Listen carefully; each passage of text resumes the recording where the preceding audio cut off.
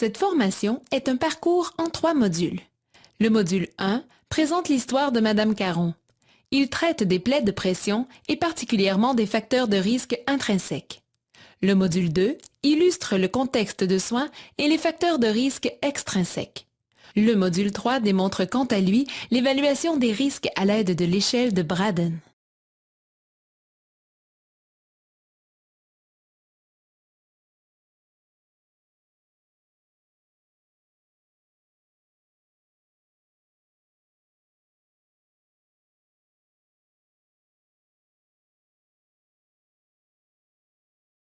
Qu'est-ce qu'une plaie de pression? Anciennement appelée plaie de lit ou escarre de décubitus, ce type de lésion est circonscrite à la peau et aux tissus sous-jacents. Les plaies de pression sont généralement situées sur les proéminences osseuses et sont causées par une pression combinée à la friction et au cisaillement. Plusieurs autres facteurs peuvent contribuer à ce type de plaie.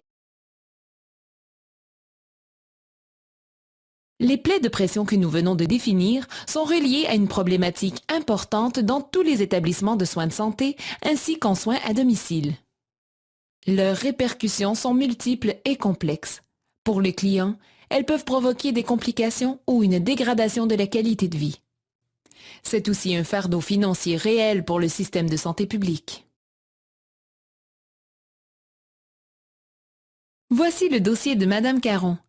Elle a été admise hier à notre centre de réadaptation, le CHSLD La Pomme Dorée.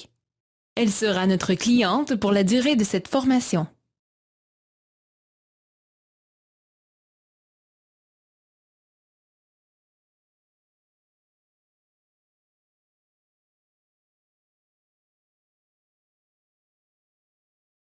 La corrélation entre l'état nutritionnel, l'hydratation et le développement des plaies de pression est très importante car ces éléments ont un impact sur la résistance tissulaire.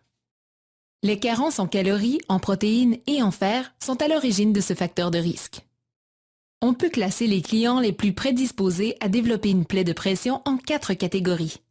D'abord ceux présentant un risque de malnutrition et de déshydratation, les personnes ayant ensuite de la difficulté à s'alimenter, puis ceux dont la diète est pauvre en protéines, et finalement, ceux affichant une perte de poids